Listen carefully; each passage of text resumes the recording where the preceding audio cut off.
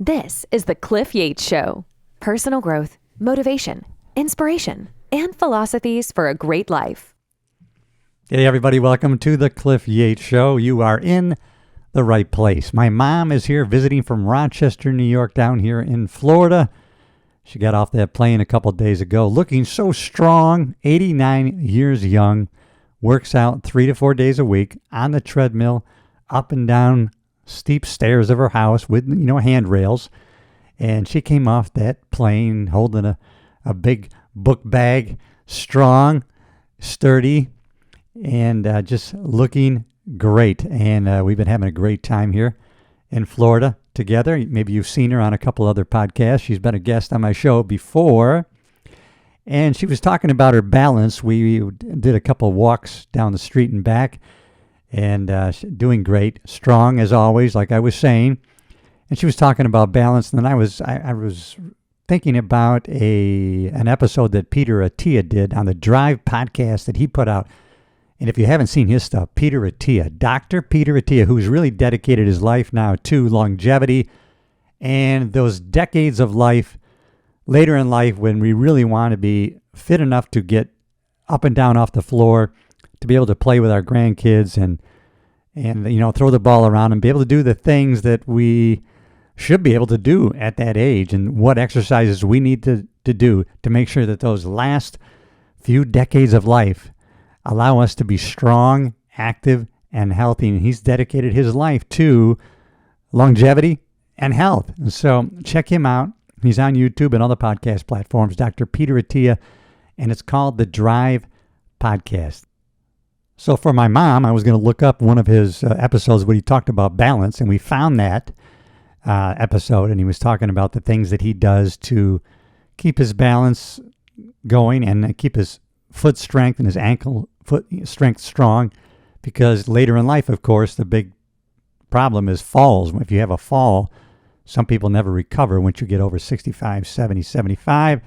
And so I wanted to find that episode. I found it, but then I came across another episode that was really on weightlifting, and the title was similar too, but now our title today is It's Never Too Late, But Don't Wait. And so, he's done all the studies. He has gone deep into the details, into the numbers, into the different kinds of scientific studies and the data that they've come up with in studying weightlifting, weight training at all ages in life. And what he's come up with is there is no negative benefits at all, only positive benefits. And all data shows that we should be, male and female at all ages, be lifting weights, doing weight-bearing exercises. Whether it's 50, 60, 70, 80, 90, you should still be weight training, weight lifting. I couldn't agree more.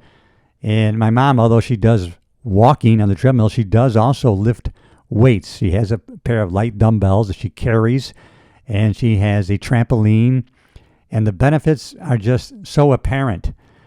Specifically, if you compare her with her former friends that were her age, who have now actually passed on. 89 years young, active, exercising, very focused on exercise and nutrition. Good to see, great example, but it's never too late, and please do not wait. Dr. Peter Attia, he likened it to investing, right? If you invested when you were a young man, 18, 20 years old, when you get 30, 40, 50 years down the road in retirement, and you had habitually invested in some basic index funds in the stock market, the chance of you not being well off and well set in retirement is very low. With compound interest and a consistent investment in the stock market, you're going to find yourself into your retirement years very well off financially. That's how we liken also exercise, right? The sooner you start, the less you have to put in, the less time you got to put in. In financial, the less money you have to put in. But if you start 40, 50, you're probably going to have to take higher risks. You're going to have to put in more money if you want to catch up to be equal to anywhere near close to someone who's already started when they were in their late teens or early 20s. And the same with exercise. If you haven't done any exercise and now you're starting 40, 50, 60, 70, 80, never too late, but don't wait. But the later you start, you're probably going to have to take greater risks, and you're going to have to start slowly and be cognizant of injury, and you want to make sure that that doesn't happen. So I'm glad that early in life, through my own psychosis of being too skinny in high school and being picked on, and I got into weight training and powerlifting and read everything I could on exercise and also nutrition, but I was so focused on gaining weight that my main focus was on gaining size and putting on weight. Now, later in life, I realized, hey, I need to pay attention to the whole package, right? Not just weight training, but also the nutrition side of that whole concept of health and longevity. But all those principles apply that I learned in powerlifting magazines and bodybuilding magazines, and being in California, being around bodybuilders. I was around, and there's no way that I could have, with my genetically inept legs, there was no way I could have competed in bodybuilding. But I was around bodybuilders in California, and Gold's Gym in Venice, and World Gym, and one of my partners in the LA Sheriff's Department was a competitive bodybuilder who I worked out regularly with, so I knew what he was doing, why he was doing it.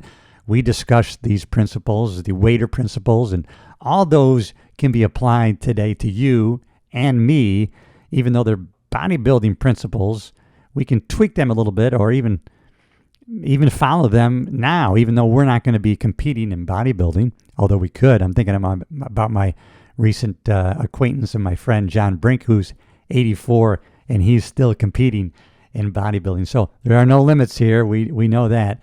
But those principles for weight training, bodybuilding, powerlifting, we can apply those today regardless of our age. Listen, I'm 67 and I feel 27. I'm not lying to you. I'm being honest.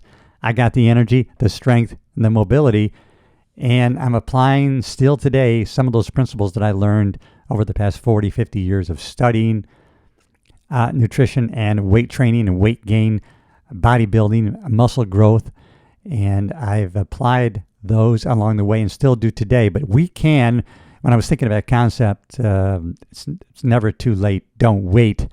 What would somebody do if they were just starting from zero? And you can. I have a friend who's 90. He was in good shape.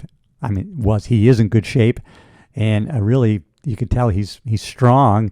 And so I'd ask him, hey, what's your routine? What do you do? And he does no weight training. He gets up in the morning, but he does do 30 push-ups every single day.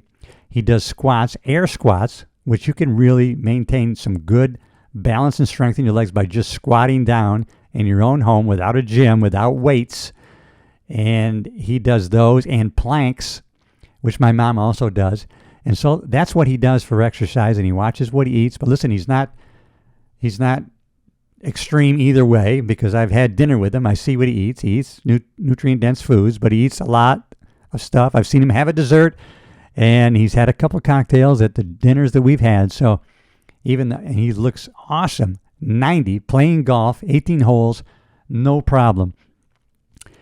But you can those principles that I learned being around the bodybuilders is something that we could apply today, like the muscle confusion principle. That's what really will help you in maintaining muscle mass later in life, or gaining muscle later in life. The muscles will always get used to a routine. If you're always doing this exercise and this amount of weight, eventually your muscles get conditioned to that, and they're not making any gains. They may even lose a little bit because they become they're not being stimulated anymore. So a good thing to do is to switch it up. Maybe you can do the same exercise or routine, but you can switch up the sequence in which you do them, or you can just switch up when you do it. You can, if you normally do chest first and then back based on push-pull method, well, hey, maybe today you're going to start with the back, then go to chest, or switch. Now listen, the reason we do some of these things, it makes sense. Coming from bodybuilding, where you wanted to pump, when you get the pump, you wanted to flush blood into the muscle tissue, so that you can, when that muscle breaks down, the blood is bringing nutrients, it's bringing energy, glycogen, ATP from the bloodstream, and you want to flush the muscle with that blood. That's how you get the pump, and that helps in tissue repair later on, and it also helps you in being able to use a certain amount of weight with the exercises. So, for instance, someone who I normally do a chest back routine. So I do chest exercises, right? It's a pushing mostly, right? Bench presses, presses on a different level, maybe, decline presses for the bench, a fly machine, working the pecs from different angles, different weights, and getting a good pump in the muscle. Now you've flushed the chest with all of this blood to get into the chest area. Now it's a large muscle group, the chest. Now it makes sense to do the back.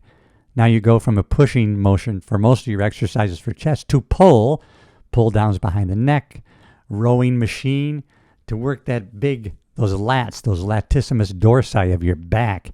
And so the blood is already in the upper part of the body, always into the large muscles of the chest. So to start refocusing the blood or get a flush out into your back, it doesn't have to travel very far. It makes sense. As opposed to you working your legs, large muscle group that's in the lower part of your body. You've flushed all this blood down low into your legs. And then all of a sudden you're going to work shoulders, trying to pump blood back on your shoulders area when everything's into the lower part of your body. It wouldn't make sense. But in the upper part of your body, doing the chest first, then going to your back, large muscle groups, 2, push, pull, blood's already here, go chest to back, makes sense.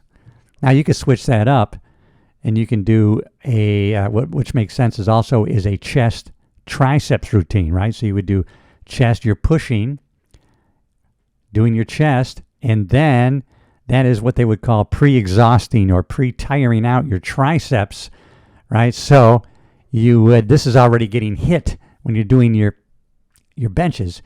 So now you can actually do bench.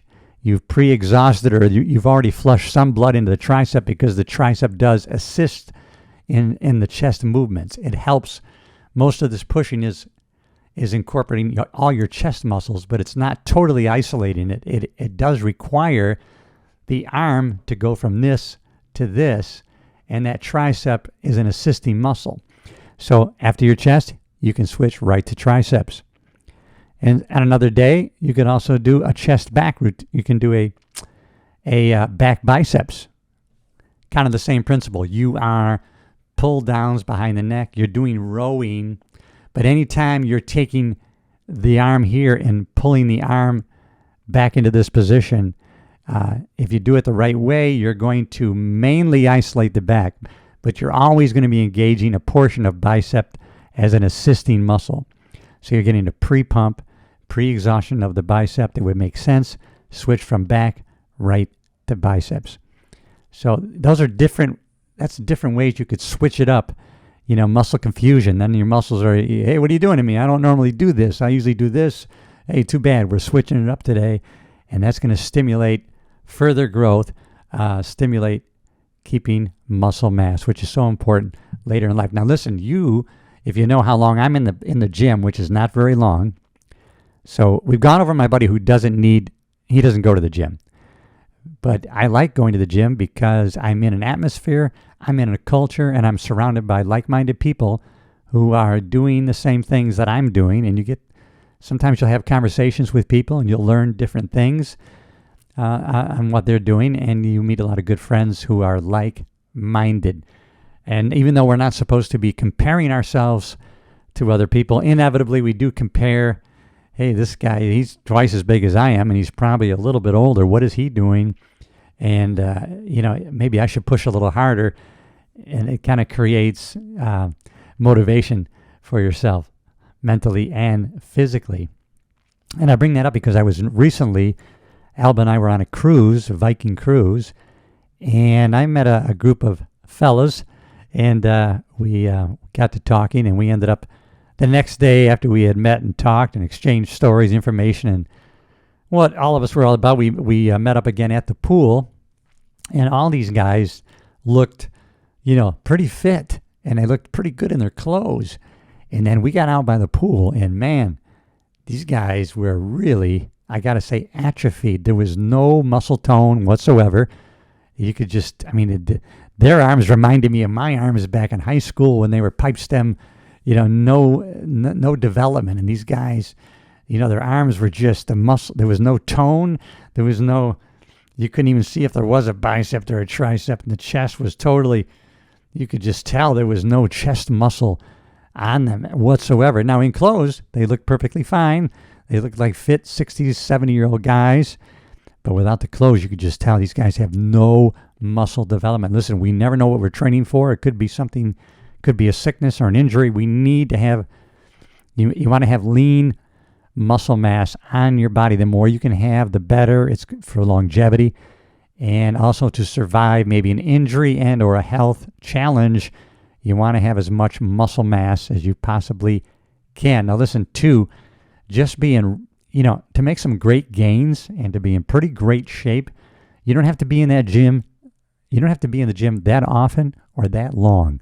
I'm in the gym, and now I do what they call a split routine. So I'll do a chest, back, and then I'm out of there. And then the next day or maybe a day after, I'll be doing a shoulder, arms. And then a day or two later, I'll be doing just the legs.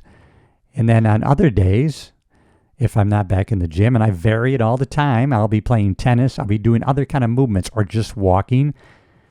But you can be in the gym, or you can even do, sometimes I'll do a full body workout, maybe just 3 to 6 sets per body part, and I'll do the entire body. And maybe I'll only do that, and I'll lift heavy, and I'll only do that twice a week, 2 days. And the other days I'm walking, I'm playing tennis, doing stand-up paddle board, doing other activities of movement that helps with coordinated muscles, balance, keeping that cardio up, the aerobic, and but not too high. And so that's how you want to vary it up. You do not have to be in the gym that long. You could probably, and if you lifted heavy and did something else besides, maybe you did something at play, maybe you golfed, tennis, surfed, some other kind of fun activity, you could maybe be in the gym if, you're 50, 60, 70, 80 years old. You could just do your weight training twice a week. Maybe 3, I would say 3, but you could do twice a week, full body workout, less than an hour, and you're out of there. And you're not doing chronic cardio where you're hour after hour on the treadmill. You do not need to be doing that. You can be walking and doing other activities. And so it's never too late, but don't wait. Start from where you're at. If you have to, just start by walking. I don't care if you just start at the next mailbox in your neighborhood. Even if you can go down the street, don't do it. Do one mailbox. The next day, add a mailbox. The day after that, add a mailbox. Because then you're always getting a win. You're always able to go to that next step, that next level. And it'll become a habit. And you habituate trying to get to the next level. And you will be so surprised. After a year, you're going to go, wow, look at where I am today compared to where I was. And I just started with the mailbox. That's an easy way to get going. Start walking with the mailbox. And you're going to have great gains. You don't have to be in the gym that long, that often.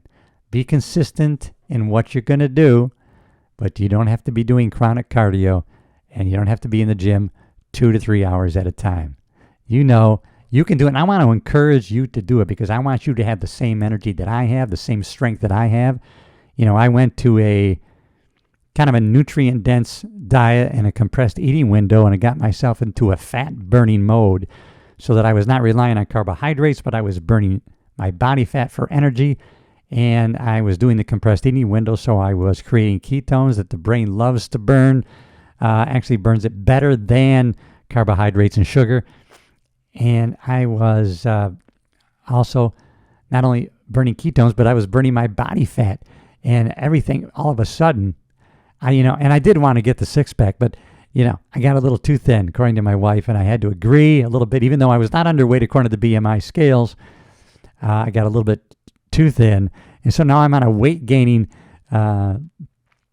mission right now, and so I'm up 7 pounds already, but I'm trying to do it, of course, in the right way, staying with the nutrient-dense foods, right? Not no carbohydrates, but lower carbohydrates, healthy fats, proteins, eating meat, fish, fowl, eggs, vegetables, fruits, nuts, and seeds. I'm staying away from those sugar drinks, staying away from the breads and chemically altered oils. And let me tell you, it worked. This is how too thin.